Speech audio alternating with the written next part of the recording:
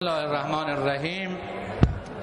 پیرامون آنچه که آقای دکتر زاهدی در نطقشون نسبت به تعداد قابل توجهی از همکاران قضاوت غیر منصفانه‌ای داشتن و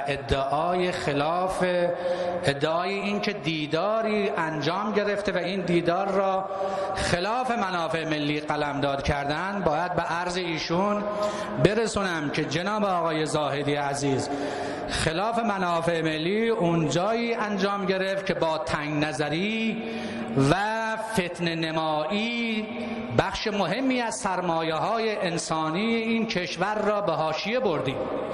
خلاف منافع ملی اونجایی انجام گرفت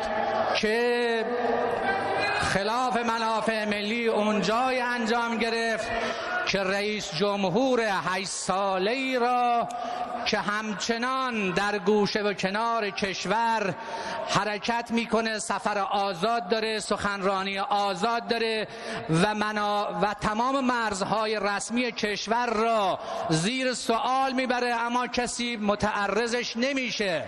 نه رئیس جمهوری که با نجابت سالهاست در گوشه‌ای نشسته و جز دعوت به وحدت، دعوت به رحمت، دعوت به تبعیت چیزی نداره. بنابراین آقا نوبت منه برادر من، برادر من حق شما برادر من، اگر بنا بود آقای زاهدی عزیز، خلاف منافع ملی وقتی است که ما زبان به تهدید نماینده های ملت به کار میبریم.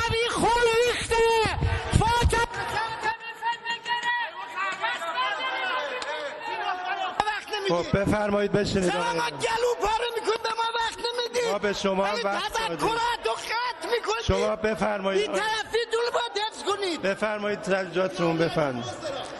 فتنه گرا وضعیتون معلومه. بفرمایید.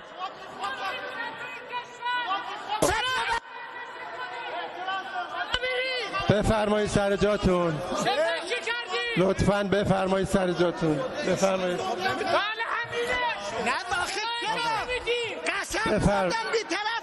بفرمایید سر جاتون لطفاً.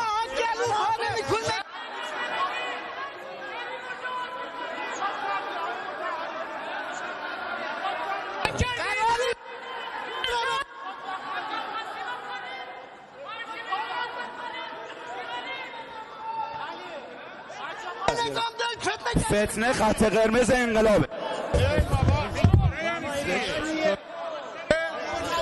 لطفاً بفرمایید سر جاتون. بفرمایید. آقا برید سر جاتون، برید. لطفاً بفرمایید سر جاتون. دومشون به دوم سران فتنه وصل. چینید من توضیح. اجازه بدید من توضیح بدم. بفرمایید سر جاتون. لطفاً بفرمایید سر جاتون. مگه معاون اول رئیس جمهور نامه به آقا ننوشت؟ جواب مکتوب رهبری رو اجازه بدید. شما بفرمایید سر جاتون. تا 75 دایم اجازه نمیدید.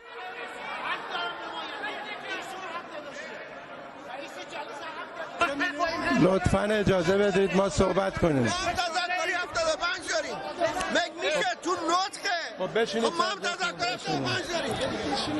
لطفاً سر جاتون بنشینید. آقای شیخ لطفاً برید سر جاتون من توضیح بدم. اجازه بدید من یه توضیح بدم.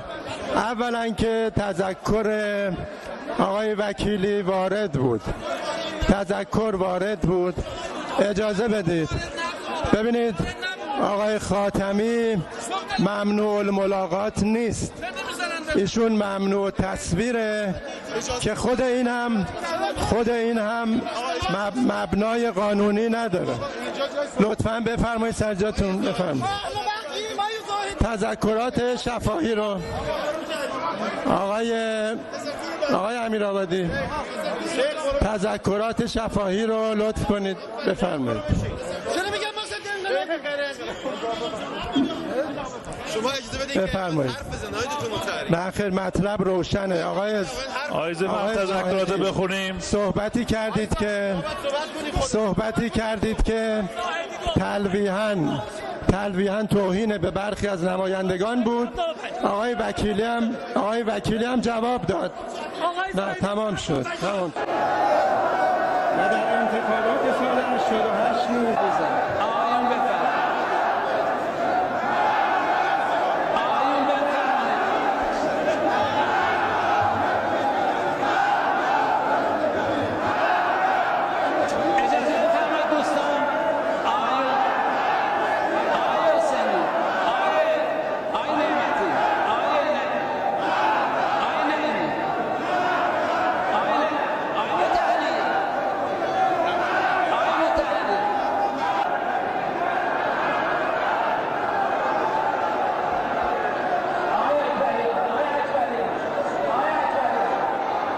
این جانب حصر خانگی آقایان موسوی و کروبی و خانم رهنورد را پس از پایان آشوب‌های خیابانی بدون حکم قضایی همچنان خلاف اصول متعدد قانون اساسی تشکر.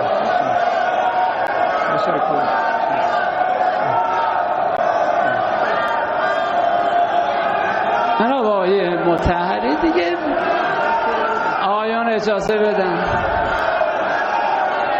اجازه بفرمایید دوستان اجازه بفرمایید دوستان یه لحظه اجازه بفرمایید. جناب آقای مطهری اجازه بفرمایید. خود جناب عالی در فضای اجازه بفرمایید دوستان اجازه بفرمایید دوستان اجازه بدن. اجازه بفرمایید. همکاران محترم تشکر. همکاران اجازه آقای دکتر بفرمایید. جناب آقای مطهری، جناب عالی در فضای واقعی کشور قرار دارید که اونچه در مورد این افراد انجام شده با نهایت رأفت و رحمت اسلامی و با توجه به مصالح ملی انجام شده و اگر اراده نظام بر رأفت و رحمت نبود قطعاً به گونه دیگری انجام میشد. شما وقتی در جریان این واقعیت هستید، این گونه احکامی که تصمیم نظام بر انجام او تعلق گرفته و بر اساس احکام قطعی شرعی اختیاراتی که قانون اساسی تبیین فرموده شکل گرفته، این گونه طرح بحث کردن خب اعتراض عمومی همه نمایندگان مردم را داره و نمایندگان مردم هم نمایندگان ملت عزیزن. این است که باید رعایت بشه. از جناب عالی انتظار میره که مصالح ملی، احکام شرعی، قانون اساسی رو آقا وقتم الان 2 دقیقه گذشته تا وقت ایشون بخشش وقتتون آید تموم شد. آقای دکتر جنبندی کنید. شما بفرمایید. بفرمایید. اولا که وقت من 2 دقیقه باقی مانده. بفرمایید. و جناب آقای ابوترابی هم بهتر بود که بعد از نطق من این صحبت ها میفرمایید. نه آخه شما صحبتی میفرمایید که اصلا انضباط مجلس رو به هم میریزه. نباید به هم بریزه. نه، باید رعایت بشه. شما باید در مذاکرات و صحبتتون طوری صحبت کنید که انضباط جلسه حفظ بشه. بفرمایید. بفرمایید. هر کسی آزاد نظر خودشو اعلام کنه.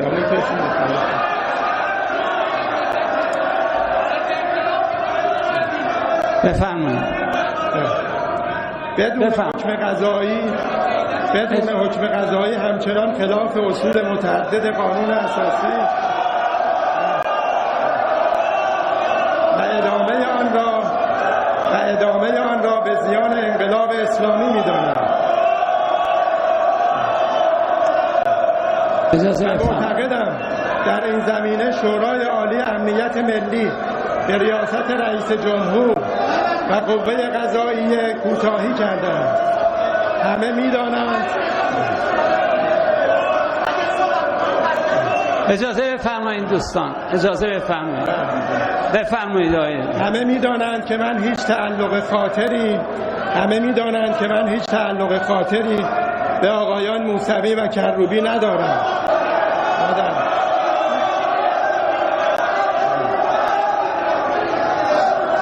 و در انتخابات سال 88 نیز به آقای رضایی رأی دادم. هدف این جانب دفاع از یک موضوع بزرگتر، آن رفتار اسلامی با منتقدان حکومت است. اجازه بفرمایید.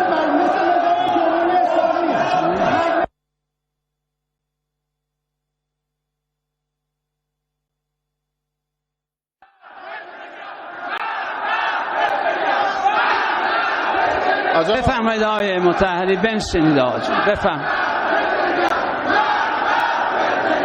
آقای مطهری، بفرمایید بنشینید. آقا بفرمایید. آقایون بفرمایید. آقایون بفرمایید بنشینید. آقای نعمتی، آقای پابیزاده، آقایون بفرمایید. آقایون بفرمایید.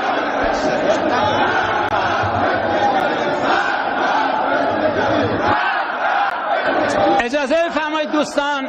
آقای حسینی، آقای نعمتی، آقای نعیمی، آقای مطهری،